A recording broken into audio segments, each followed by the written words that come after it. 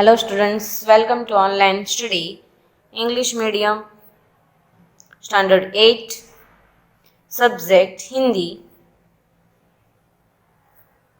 Students आज हम पढ़ेंगे पाठ 7 जिसका नाम है हार की जीत। स्टूडेंट्स ये वीडियो पार्ट 2 है। पार्ट 1 इसके आगे के वीडियो में हमने देखा है, तो चलिए पार्ट 2 हम आगे बढ़ते हैं। इसके आगे के वीडियो में हमने देखा था कि किस प्रकार खड़क सिंह ने घोड़े को देखा और उसे उस घोड़े को पाने की इच्छा हो गई।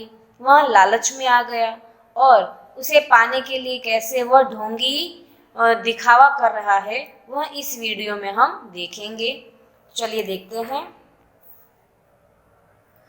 रामावाला यहाँ से 3 मील है, मुझे वहीं जाना है। घोड़े पर चढ़ा लो, परमात्मा भला करेगा। वहां तुम्हारा कौन है? दुर्गादत्त वैद्य का नाम सुना होगा, उनका सौतेला भाई हूँ। बाबा भारती ने घोड़े से उतरकर अपाहिज को घोड़े पर बैठा लिया और स्वयं उसकी लगाम पकड़कर धीरे धीरे चलने लगे। सहसा उन्हें एक झटका सा लगा और लगाम हाथ से छूट गई। अर्थात कि जब खड़क सिंह एक पेड़ के नीचे ढोंगी नाटक करके बैठा हुआ था, तब जब बाबा भारती थे घोड़े पर बैठकर आ रहे थे, उन्होंने उस अपाहिज को देखा और देखते ही उससे पूछा। वह कहरा रहा था क्योंकि उसे वह नाटक कर रहा था कि उसे बहुत दर्द हो रहा है, पर उसकी आवाज में एक करुणा सुनाई दी और उसे सुनकर बाबा भारती तुरंत उनके पास गए और उनसे पूछा। तो उन्होंने जो अपाहिज बनकर बैठा था उसने कहा कि मुझे रामावाला जाना है। रामावाला यहाँ से 3 मील है और मुझे आप अपने घोड़े पर चढ़ा लो, परमात्मा आपका भला करेगा। इस प्रकार वह नाटक करने लगा। तब जो बाबा देव हैं वो बोलते हैं कि वहां तुम्हारा कौन है, मतलब वह प्रश्न पूछते हैं कि वहां पर तुम्हारा कौन है, तुम्हें वहां क्यों जाना है। तो यह जो अपाहिज बनकर बैठा है वह जवाब देता है कि दुर्गादत्त वैद्य का नाम सुना होगा, उनका सौतेला भाई हूँ। फिर बाबा भारती क्या करते हैं, उन्हें उस पर दया आ जाती है, इसलिए वह घोड़े से उतरकर उस अपाहिज को घोड़े पर बिठा देते हैं और स्वयं क्या करते हैं, घोड़े की लगाम पकड़कर धीरे धीरे चलने लगते हैं। चलते चलते जैसे ही थोड़े आगे जाते हैं, अचानक से एक झटका लगता है, उनके हाथ से लगाम छूट जाती है।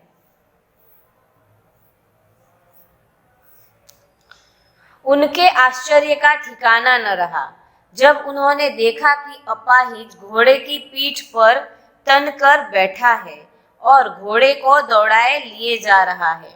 उनके मुख से भय, विस्मय और निराशा से मिली हुई चीख निकल गई।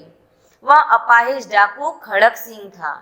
बाबा भारती कुछ देर तक तो चुप रहे, इसके पश्चात कुछ निश्चय कर सके पूरे बल से चिल्लाकर बोले, जरा ठहर जाओ।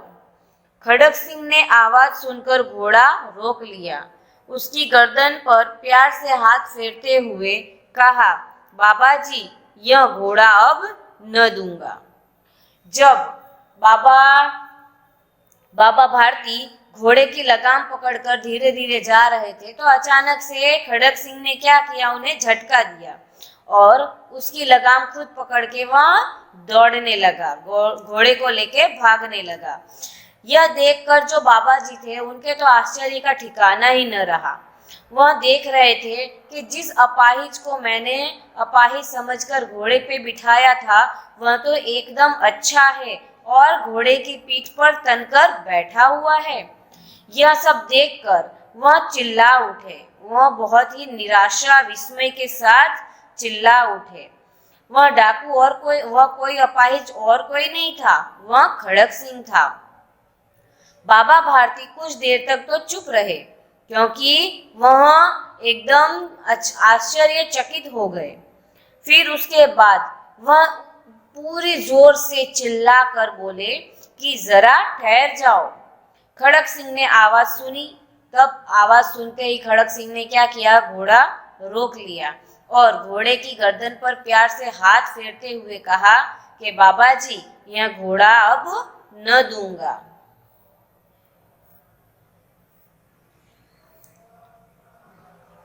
तब बाबा जी कहते, मगर एक बात सुनते जाओ। खड़क सिंह ठहर गया। बाबा भारती के निकट जाकर उसकी ओर ऐसी आंखों से देखा जैसे बकरा कसाई की ओर देखता है। फिर कहा, यह घोड़ा तुम्हारा हो चुका। मैं तुमसे इसे वापस करने के लिए नहीं कहूंगा, परंतु खड़क सिंह केवल एक प्रार्थना करता हूँ। फिर गुस्से के साथ बाबा जी पहले तो खड़क सिंह के पास जाते हैं और जाते ही कहते हैं कि तुम यह मत सोचो कि मैं यह घोड़ा ले लूंगा। अब यह घोड़ा तुम्हारा हो चुका, लेकिन इसको लेने से पहले मैं तुमसे केवल एक ही प्रार्थना करता हूँ।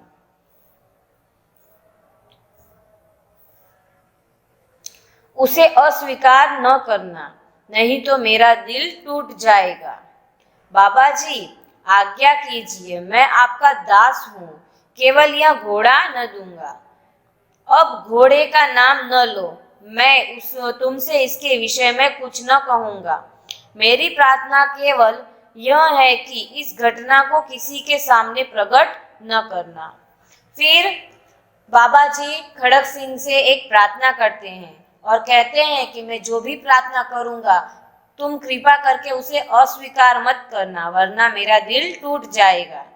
तब खड़क सिंह जो है वो कहता है कि बाबा जी, आप जो कहेंगे मैं वो करूंगा, मैं आपका दास बन जाऊंगा, परंतु यह घोड़ा वापिस नहीं दूंगा।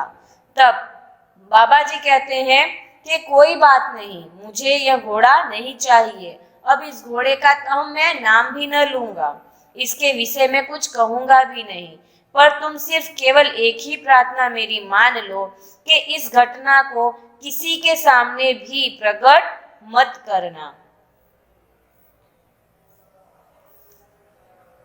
खड़क सिंह का मुंह आश्चर्य से खुल रहा गया। उसका विचार था कि उसे घोड़े को लेकर यहाँ से इस घटना को किसी के सामने प्रकट न करना। खड़क सिंह ने बहुत सोचा, बहुत सिर मारा, परंतु कुछ समझ न आया। क्या है यह, क्या डर है? बाबा जी, इसमें आपको भागना पड़ेगा। परंतु बाबा भारती ने स्वयं उससे कहा, इससे क्या प्रयोजन सिद्ध हो सकता है? अर्थात खड़क सिंह जो था, यह सुनकर उसका आश्चर्य का ठिकाना ही न रहा कि यह क्या बोल रहे हैं बाबा भारती। उसने तो सोचा था कि उसे यह घोड़ा लेकर भागना पड़ेगा, परंतु बाबा जी ने तो एकदम शांत मन से कह दिया कि इस घटना को किसी के सामने प्रकट मत करना। इसका क्या प्रयोजन हो सकता है, इसका क्या मतलब हो सकता है, वह सोचने लगा।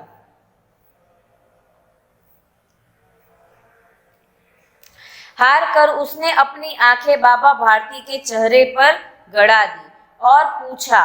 सुनकर बाबा भारती ने उत्तर दिया, लोगों को अगर इस घटना का पता लग गया तो वे किसी गरीब का विश्वास न करेंगे।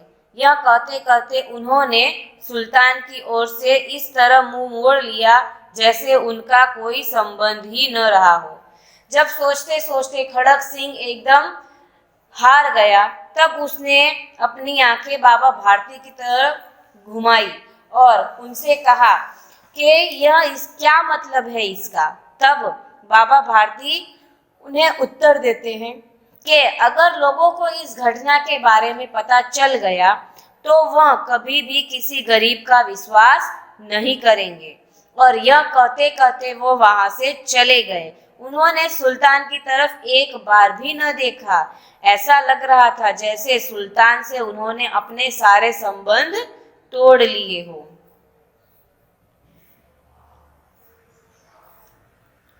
बाबा भारती चले गए, परंतु उनके शब्द खड़क सिंह के कानों में उसी प्रकार गूंज रहे थे। सचिता था ऊंचे विचार हैं, पवित्र भाव है। उन्हें इस घोड़े से प्रेम था।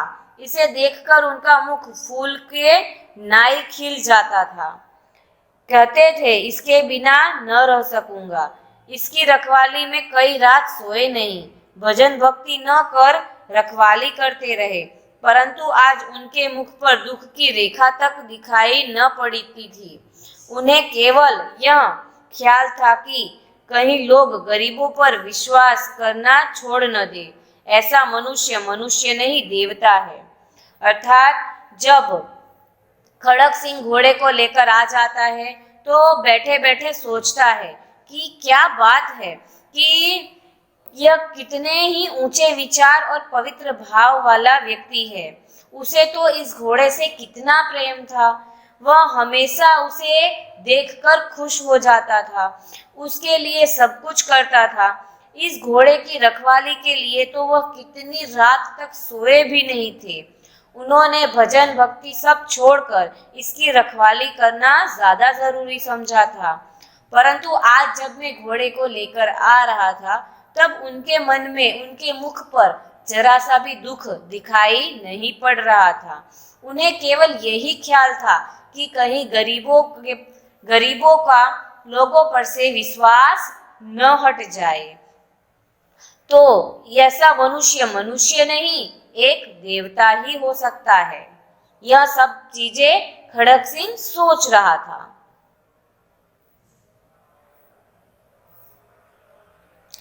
ख्याल था कि कहीं लोग गरीबों पर विश्वास करना न छोड़ दे। ऐसा रात्रि के अंधकार में खड़क सिंह बाबा भारती के मंदिर में पहुंचा। चारों ओर सन्नाटा था। आकाश में तारे टिमटिमा रहे थे। थोड़ी दूर पर गांवों के कुत्ते भौंक रहे थे। मंदिर के अंदर कोई शब्द सुनाई न देता था। खड़क सिंह सुल्तान की बाग पकड़े हुए था। वह धीरे धीरे अस्तबल के फाटक पर पहुंचा। जब सोचते सोचते जो खड़क सिंह है उसका हृदय बदल गया और वह तुरंत घोड़े को लेकर बाबा भारती की तरफ आगे बढ़ा और वह रात्रि के अंधकार में बाबा भारती के मंदिर पर जा पहुंचा। रात्रि में चारों ओर सन्नाटा छाया हुआ था। सिर्फ और सिर्फ आकाश में तारे दिख रहे थे और थोड़ी दूर गांवों में कुत्ते भौंक रहे थे और मंदिर के अंदर कोई शब्द सुनाई नहीं दे रहा था। फिर खड़क सिंह था, वह घोड़े की नाल पकड़े हुए धीरे धीरे अस्तबल की तरफ जा रहा था। फाटक खुला पड़ा था। किसी समय वहां बाबा भारती स्वयं लाठी लेकर पहरा देते थे, परंतु आज उन्हें किसी चोरी, किसी डाके का भय न था। खड़क सिंह ने आगे बढ़कर सुल्तान को उसके स्थान पर बांध दिया और बाहर निकलकर सावधानी से फाटक बंद कर दिया। इस समय उसकी आंखों में नेकी के आंसू थे। वह बाबा भारती के कुटिया से बाहर निकला। फिर क्या हुआ कि जो खड़क सिंह था वह धीरे धीरे फाटक की तरफ, अस्तबल की तरफ आगे बढ़ता है और देखता है कि जो अस्तबल है उसका फाटक खुला पड़ा था। फिर वह सोचने लगता है कि किसी समय बाबा भारती स्वयं यहाँ लाठी लेकर पहरा देते थे, लेकिन आज उन्हें किसी चीज का डर नहीं है, इसलिए वह आराम से अपने मंदिर में बैठे हुए हैं। वह धीरे से जाता है और घोड़े को उसकी अपनी जगह बांध देता है और वहां से धीरे धीरे वापस आने लगता है। जब वह वापस आता है तब खड़क सिंह की आंखों में नेकी के आंसू आ जाते हैं।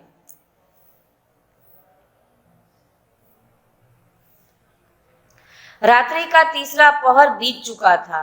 चौथा पहर आरंभ होते ही बाबा भारती ने अपनी कुटिया से बाहर निकलकर ठंडे जल से स्नान किया।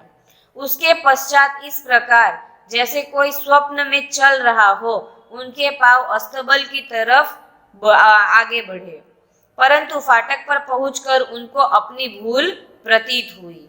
अर्थात के रात्रि का तीसरा पहर बीत चुका था, प्रभात हो चुकी थी, चौथा प्रहर आरंभ हो गया था। बाबा भारती अपनी कुटिया की तरफ से बाहर निकले। पहले की तरह वह कुटिया से बाहर निकले, ठंडे पानी से स्नान किया। उसके बाद उन्हें शायद याद न रहा हो या फिर वह पहले की तरह अपने ही मन में, अपने ही धुन में फिर से अस्तबल की तरफ आगे बढ़ने लगे। और जैसे ही वो आगे बढ़ने लगे तब उन्हें अपनी भूल का प्रतीत हुआ कि यहाँ तो मैं क्यों जा रहा हूँ, अब तो घोड़ा यहाँ नहीं है। साथ ही घोर निराशा ने पावों को मन भर का बना दिया। वे वहीं रुक गए। घोड़े ने अपने स्वामी के पांवों की चाप को पहचान लिया और जोर से हिनहिनाया। साथ ही जैसे ही बाबा भारती अस्तबल की तरफ आगे बढ़ रहे थे, जब उन्हें याद आया कि यहाँ पर तो सुल्तान है ही नहीं, वह वहीं पर रुक गए और मन ही मन वह उनका मन भर आया, अर्थात वह रोने लगे। उतने में ही जो घोड़ा था वह अपने स्वामी के पांवों के चाप अर्थात अपने स्वामी के पांवों की धूल को पहचान गया और वहां जोर जोर से हिनहिनाने लगा।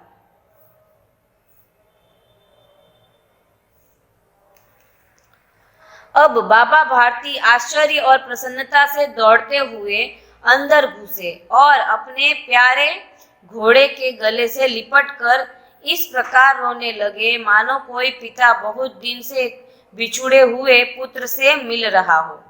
बार बार उसकी पीठ पर हाथ फेरते, बार बार उसके मुंह पर थपकियां देते।